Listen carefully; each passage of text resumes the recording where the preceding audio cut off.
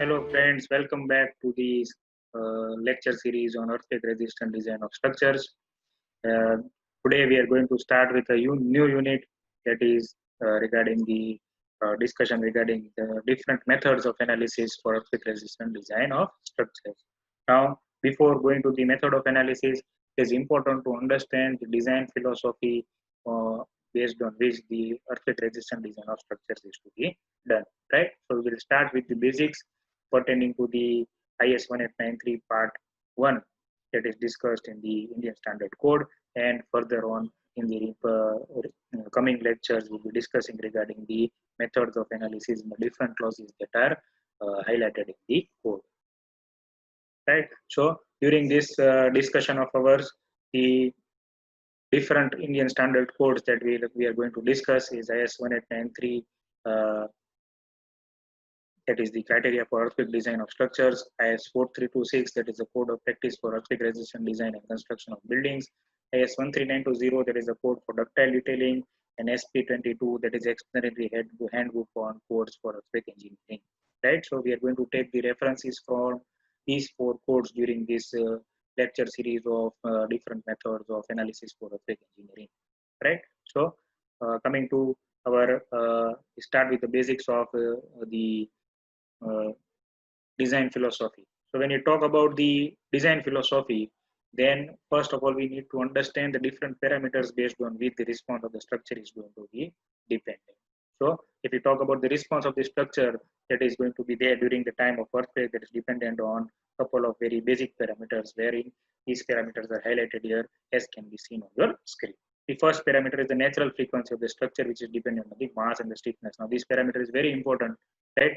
As we know in case of structural dynamics also, that the natural frequency is directly related to mass and stiffness. That is omega is equal to under root of k by m, right? So if mass is more, then natural frequency is going to be more. If mass is less, then accordingly the frequency is also going to be different. Then frequency content of the earthquake. Frequency content of the earthquake will be dependent on the time period of the earthquake, right? Then amplitude of the earthquake, duration of the earthquake, ductility, damping characteristics, and structural integrity. Right? Whether the structure is ductile or not, for what duration the earthquake is taking place, depending upon the duration, the amplitude will be there, whether it is going to reach the resonance or not, that is also going to affect. Then, depending upon the type of the material, the energy dissipation is going to be there. So, the earthquake IS 1893 is giving you different damping factors for different codes, for different types of materials, that is RCC, steel, brick, composite structures. So, depending upon the material, the damping characteristic will be there. And last is the structure integrity, which is also very important. That is based on the strength and the stiffness part. Right. So these are 7 basic parameters based on which the performance of the structure is going to be there during the time of the earthquake. Now, the structure response depends on two basic characteristics. That is, first is the input motion, and second is the structural properties. Right. So when you talk about the input motion, then in case of input motion, we'll be having certain uncertainties. Right. So what are these uncertainties? That is when and where the next earthquake is going to take place. That is, we cannot predict when the next earthquake is going to be there. What is the intensity of this earthquake? That is also we cannot predict. On which fault line it is going to occur? That is also not under our control. What shall be the magnitude of this next earthquake that is going to be there? That is also very difficult for us to predict. And effect of travel path on shaking at a distance. Now that is also very important, right? We have seen, because different layers are going to be there beneath the structure that is going to be there. Right? The soil profile is going to be very, right. So from the point of focus to the surface of the earth, this focal depth that we know, that is the distance between the focus to the epicenter distance, is known as the distance between the focus and the epicenter is known as the focal depth, right? So by the time this seismic wave reaches from the focus to the epicenter, then there it is going to pass through so many earth layers, right? And different earth layers are going to have different intensity and different properties. So all these layers will not be able to pass through and reach the earth surface. Only few will be able to pass. So that will be different. That will affect the travel path also. An effect of local geography, local geology, topography, and soil profile, that is also going to affect the input parameters that are going to be there.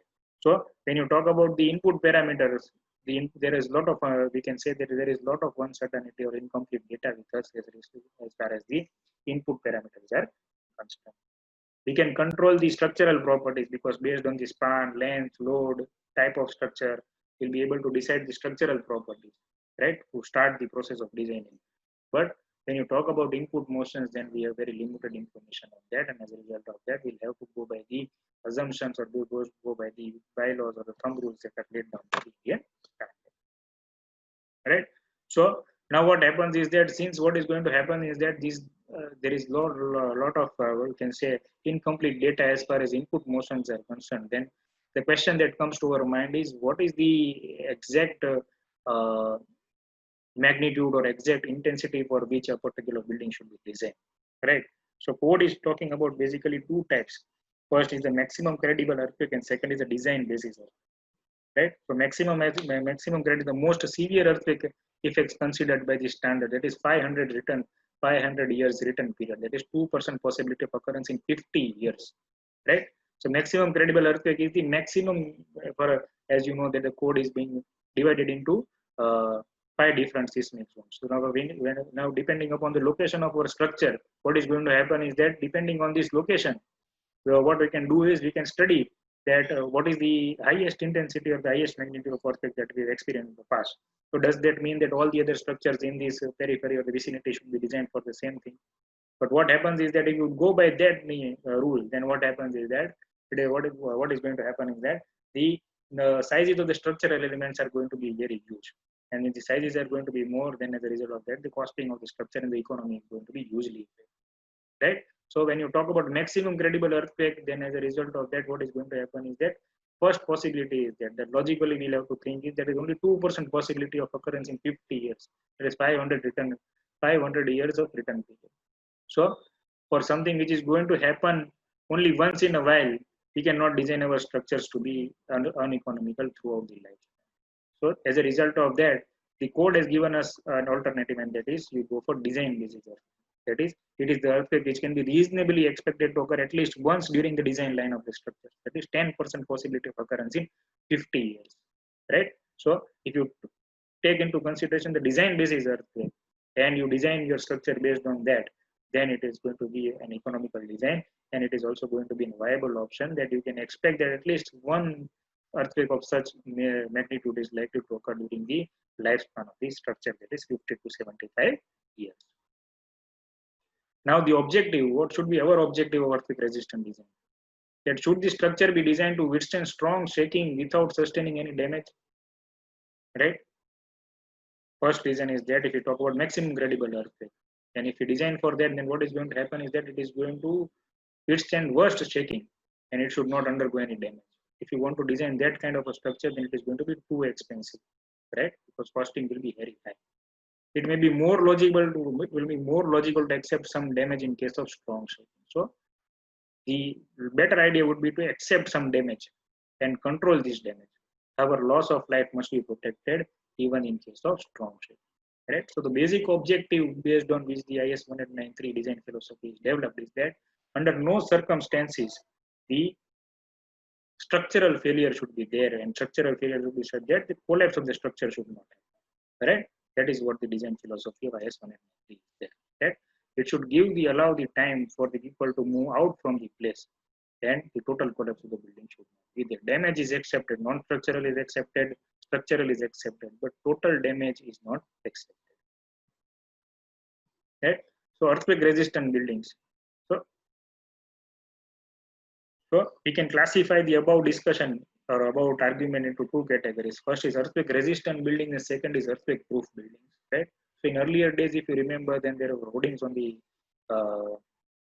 several real estate schemes that we have.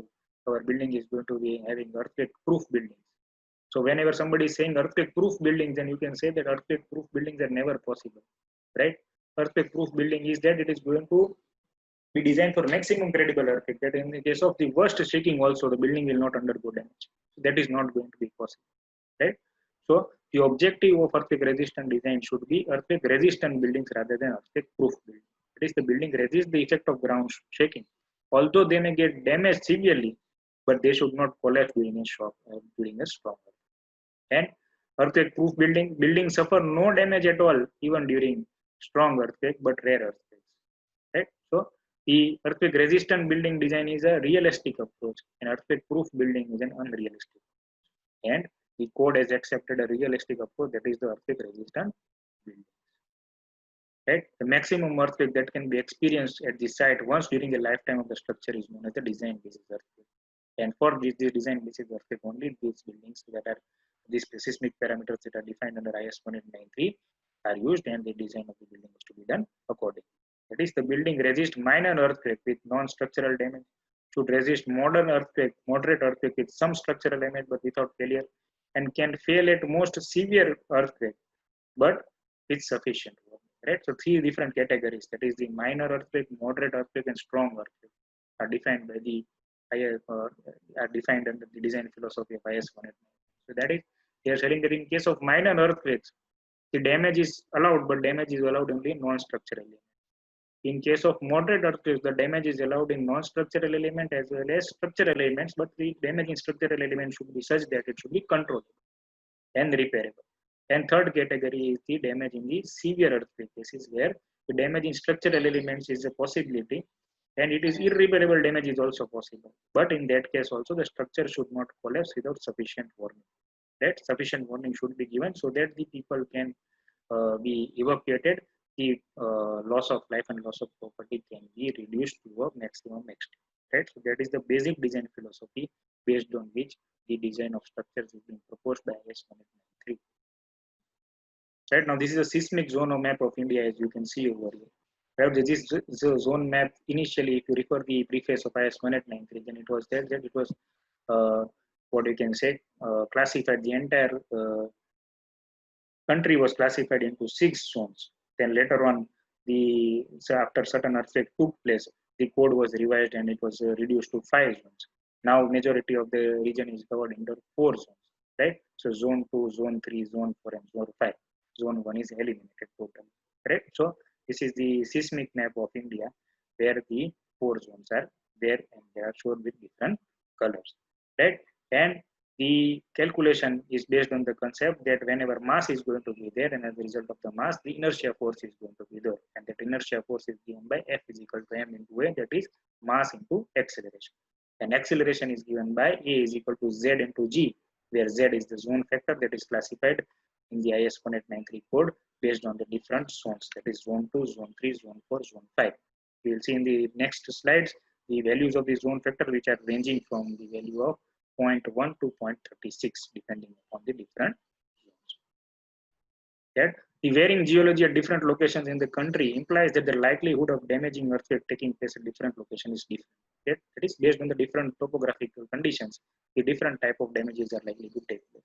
Thus, the seismic zonic map is essential so that the structures located in different regions can be designed to withstand different level of ground shear. The seismic zoning map is revised time to time based on the experience gained over the past occurrences of the earthquake. Right? And still the possibility is that in the times to come, the seismic zoning map is further likely to be revised and the entire country will be classified under 3 zones. That is also a possibility in the coming. Thanks for watching the video. In the next session, we will continue with the method of